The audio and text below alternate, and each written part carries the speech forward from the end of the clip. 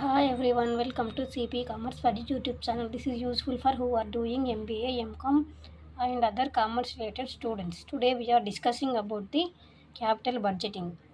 Capital budgeting is nothing but the investment decisions అనమాట. Investment అంటే where we have to invest అంటే how much we have to invest, how to reduce the risk. అంటే మనం ఒక దగ్గర invest చేస్తున్నాం అంటే అక్కడే ఎందుకు ఇన్వెస్ట్ చేస్తున్నాం, ఎప్పుడు ఇన్వెస్ట్ చేయాలి, ఎంత amount we have to invest చేయడం వల్ల మనకి ఏమన్నా లాసెస్ ఉన్నాయా లేకపోతే ప్రాఫిట్స్ ఉన్నాయా, ఇన్ కేస్ లాసెస్ ఉంటే how to reduce the losses, in case profits ఉంటే how to improve the profits అనేవి ఇక్కడ డిస్కస్ చేస్తాం అనమాట. This is called as investment decision. అంటే మనం ఒకసారి ఒక డెసిషన్ని తీసుకొని ఇన్వెస్ట్మెంట్ చేయాలి అని అనుకున్నామంటే దానికంటే ఒక ప్రాసెస్ ఉంటుంది. అంటే మనం ఒక దగ్గర ఇన్వెస్ట్ చేస్తున్నాం అనుకో, మనం ఒక ప్లాన్ అంటూ ఫాలో అవుతాం కదా, ఆ ఫాలో అయ్యే ప్రాసెస్నే ఇన్వెస్ట్మెంట్ డెసిషన్ ప్రాసెస్ అని అంటాం అనమాట. Investment decisions process contains 4 steps. That is project generation, project evaluation, project selection and project implementation. Right, coming to project generation అంటే డిఫరెంట్ ప్రపోజల్స్ అనేవి ఇక్కడ ఉంటాయన్నమాట. లైక్ మన అండ్ ఆల్సో మార్కెట్ ఆపర్చునిటీస్ అనేవి ఎలా ఉన్నాయి, న్యూ టెక్నాలజీస్ ఏమన్నా వాడాలా, ప్రాజెక్ట్స్ న్యూ ఐడియాస్ ఎలాంటివన్నా ఇంప్లిమెంట్ చేయాలా. అంటే ఒక కంపెనీ అనేది మ్యానుఫ్యాక్చరింగ్ యూనిట్ స్టార్ట్ చేసింది అనుకో, అదొక one kind of thought process అనమాట. నెక్స్ట్ కమింగ్ టు ఎవాల్యుయేషన్ అంటే మనకి ఇప్పుడు ఒక థాట్ అనేది పైన వచ్చింటుంది కదా జనరేషన్లో, ఆ థాట్ని గురించి మనం ఇక్కడ ఒక డెసిషన్ అనేది తీసుకోవాలన్నమాట. అంటే ఆ థాట్ అనేది దాని పే బ్యాక్ పీరియడ్ ఎంత, ఎన్పివి ఎంత, ఐఆర్ఆర్ ఎంత, దాని నుంచి మనకు ప్రాఫిట్స్ వస్తాయా, ఇన్ కేస్ ప్రాఫిట్స్ వస్తే ఎంత ప్రాఫిట్స్ వస్తాయి, ఇన్ కేస్ లాసెస్ వస్తే ఎంత లాసెస్ వస్తే దాన్ని how to reduce losses, profits వస్తే how to increase the profits. అవన్నీ మనం డిసైడ్ అయ్యి బెస్ట్ దాన్ని ఏదో ఒకటి సెలెక్ట్ చేయాలన్నమాట. నెక్స్ట్ సెలెక్షన్ అంటే ఇక్కడ ఎవాల్యుయేషన్లో మనకు number 1, number 2, number 3 maximum 3 minimum 3 alternatives ఉంటే బెస్ట్ ఆల్టర్నేటివ్ని సెలెక్ట్ చేసుకోవాలన్నమాట. సెలెక్ట్ చేసుకోవాలంటే దేన్ని బట్టి అంటే మన దగ్గర ఎంత అయితే ఫండ్స్ ఉన్నాయో దాన్ని బేస్ అయి ఉంటుంది, అది బెస్ట్ డెసిషన్ అయి ఉండాలి. అండ్ ఆల్సో ఎక్కువ ప్రాఫిట్స్ అనేవి వచ్చి ఉండాలి అండ్ లాసెస్ అనేవి తక్కువ ఉండాలి. అలాంటి దాన్ని మనం చూస్ చేసుకోవాలి. ఇక్కడ చూస్ చేసుకున్న దాన్ని ఇంప్లిమెంట్ చేయాలన్నమాట. ఇంప్లిమెంట్ చేయడం అంటే మన దగ్గర ఫండ్స్ ఇప్పుడు రైజింగ్ ఫండ్స్ అయి ఉండొచ్చు, దానికి ఇంప్లిమెంట్ చేయడానికి ఏదైనా అసెట్స్ కొనుక్కోవడం అయి ఉండొచ్చు, hiring power, executing projects plans అనమాట. ప్లాన్ ఎగ్జిక్యూట్ చేస్తున్నప్పుడు ప్రాపర్ సూపర్విజన్ అనేది ఉండాలి, controlling the risk and finance related అనమాట.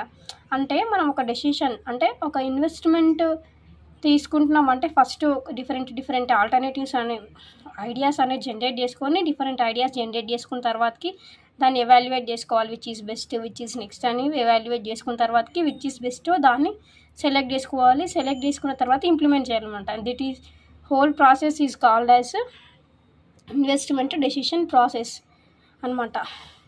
Next we are discussing about the capital budgeting method. Capital budgeting methods is nothing but investment అనమాట.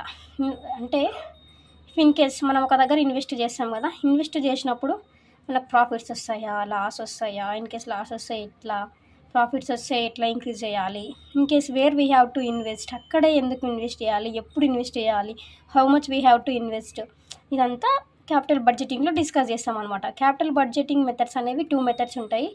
One is traditional and non discounted, second one is time adjusted and discounted cash flow అనమాట. Right, traditional and non discounted methods అంటే మనం time value of మనీలో డిస్కస్ చేసుకున్నాం కదా 4 methods. ఆ methods single cash flow, annuity methods, future single cash flow, future annuity methods అనేవి ఉంటాయి కదా. మాన్యువల్గా మనం ఏమైతే చేస్తామో అవి ట్రెడిషనల్ నాన్ డిస్కౌంటెడ్ మెథడ్స్ అనమాట. కమింగ్ టు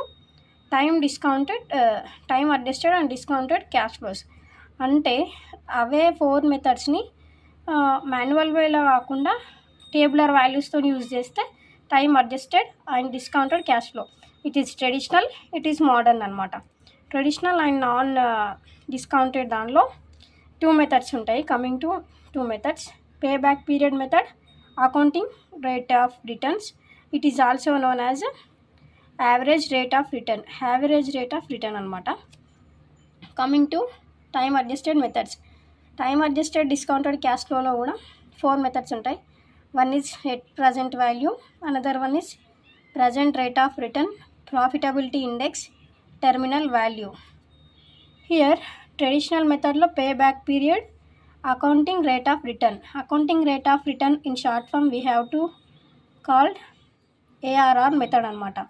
నెక్స్ట్ ఇక్కడ net present value in short form NPV, right. Internal rate of return అంటే IRR method. Next profitability index అంటే PI. Terminal value, this method not used heavily. All methods are discussed in the capital budgeting methods anamata. In the next class we are discussing about the payback period methods anamata. Please do subscribe my channel. Videos ni share cheyandi, like cheyandi, comment cheyandi. Thank you all.